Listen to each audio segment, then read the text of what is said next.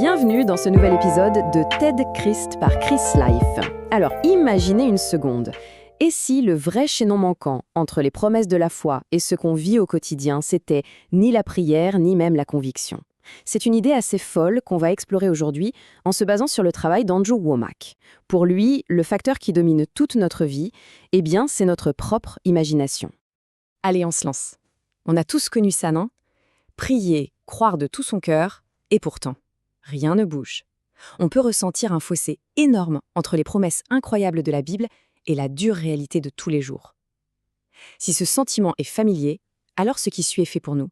On va plonger sans filtre dans une perspective différente sur la foi en pratique. Ok, voilà la phrase qui change la donne. C'est la thèse centrale d'Andrew Wommack dans son livre « La puissance de l'imagination ». Selon lui, ce qui bloque les choses, ce n'est pas un manque de foi, ni un manque de prière. Non, c'est l'image qu'on entretient à l'intérieur de nous, la vision qu'on a de soi-même et de ce qui est possible. Et honnêtement, cette perspective, elle peut tout changer. Bon, maintenant on entre dans le vif du sujet.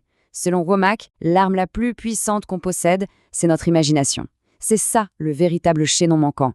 C'est le facteur qui, au fond, contrôle et dessine la carte de notre vie, qu'on s'en rende compte ou non. Pour que ce soit plus clair, Andrew Wommack utilise une analogie géniale. Il compare l'imagination à un régulateur de vitesse dans une voiture. Vous voyez le truc? C'est un mécanisme interne qui fixe une limite à tout ce qu'on peut accomplir. Une voiture ne peut pas dépasser la vitesse qu'on a réglée, même si on appuie à fond sur l'accélérateur. Eh bien, nos vies, c'est pareil. Elles sont limitées parce qu'on s'est fixé. Mais la différence qui tue, c'est que ce n'est pas un constructeur qui fixe cette limite, c'est nous-mêmes.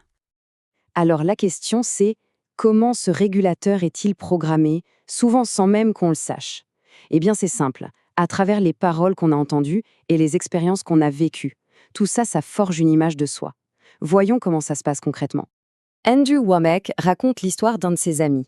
Son père était super dur et lui répétait tout le temps « T'es tellement stupide, t'es même pas capable de visser un écrou sur un boulon ». Des années plus tard, cet ami, qui était pourtant un gars intelligent et capable, se mettait à trembler dès qu'il devait visser un truc. Il était terrifié à l'idée de le faire de travers.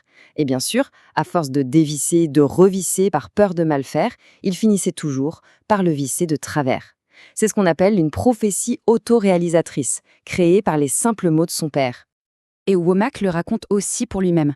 Sa mère était prof, et pour elle, les notes, c'était super important. Quand son frère a eu un QI de génie, Andrew a demandé son score à lui. Sa mère, pour rigoler, lui a dit qu'il était 2 points au-dessus d'un idiot. Il a cru à cette blague pendant des années.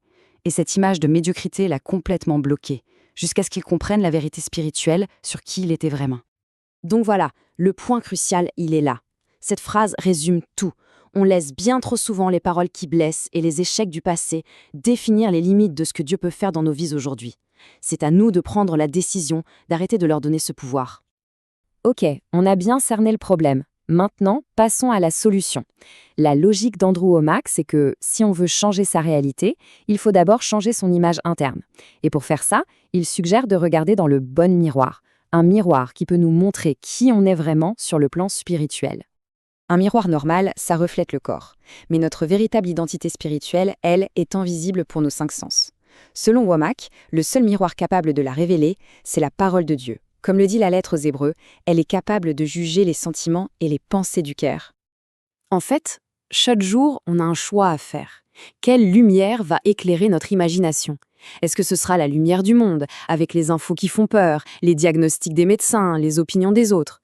Ou est-ce que ce sera la lumière de la parole de Dieu, avec ses promesses, sa vérité sur qui on est vraiment? L'image qu'on aura à l'intérieur de nous sera juste le reflet de la source à laquelle on s'expose le plus. C'est aussi simple que ça.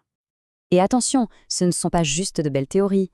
Depuis qu'Andrew Wommack a changé son image intérieure pour qu'elle corresponde à ce que la parole dit de lui, il raconte avoir vu des miracles absolument incroyables. Des guérisons de cancer, des gens qui sortent de fauteuils roulants. Il affirme même avoir vu son propre fils ressusciter. Tout ça, selon lui, parce que la parole de Dieu a peint une image complètement différente dans son imagination. Cette histoire est juste, waouh! Au début des années 1900 en Afrique du Sud, il y avait une épidémie de peste bubonique. Le missionnaire John G. Lake enterrait les morts, sans aucune protection. Les médecins étaient stupéfaits, ils lui ont demandé comment il faisait. Il a juste répondu que la loi de l'esprit de vie en Jésus-Christ le protégeait. Pour le prouver, ils ont pris des germes vivants sur un mort, les ont mis sur sa main et les ont observés au microscope. Et ils ont vu les germes mourir instantanément à son contact. Son image interne, basée sur le psaume 91, était devenue plus réelle que la menace du virus. On arrive donc au moment de la décision. Ce n'est plus une question de savoir des choses, mais de faire un choix radical. Il s'agit de reprendre activement le contrôle de notre imagination pour qu'elle arrête d'être une limite et qu'elle devienne enfin un accélérateur pour notre avenir. Voici 3 actions super concrètes qu'on peut mettre en place dès maintenant. 1.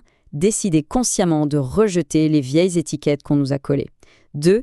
S'immerger dans la parole jusqu'à ce qu'elle devienne plus réelle que n'importe quelle circonstance. Et 3. Utiliser cette vérité pour reprogrammer notre régulateur interne au niveau des promesses de Dieu. C'est ça l'appel à l'action. Ne plus laisser une vieille image dicter l'avenir. C'est le moment de prendre une décision radicale, de saisir la parole de Dieu comme une bouée de sauvetage, de changer ce régulateur et de libérer enfin le flot de miracles, de guérison et de provision qu'elle promet. La question finale, c'est donc celle-ci. Est-ce qu'on veut vraiment aligner ce qu'on croit dans sa tête avec ce qu'on voit dans sa vie? Est-ce qu'on veut combler ce fossé une bonne fois pour toutes? Si la réponse est oui, alors pour aller plus loin, le livre « La puissance de l'imagination » d'Andrew Wommack est vraiment la clé. Il explique en détail comment l'imagination fonctionne comme un pont, un passage entre le monde spirituel et le monde physique, entre la promesse et sa manifestation concrète. Si ce message a résonné, alors la meilleure chose à faire, c'est de le partager. Chaque like, chaque commentaire, chaque partage, ça aide vraiment à soutenir le développement de la jeunesse dans sa foi et à faire passer le message. Et bien sûr, activez la cloche de notification pour ne rien manquer.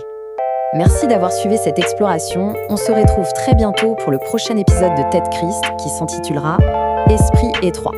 À très vite.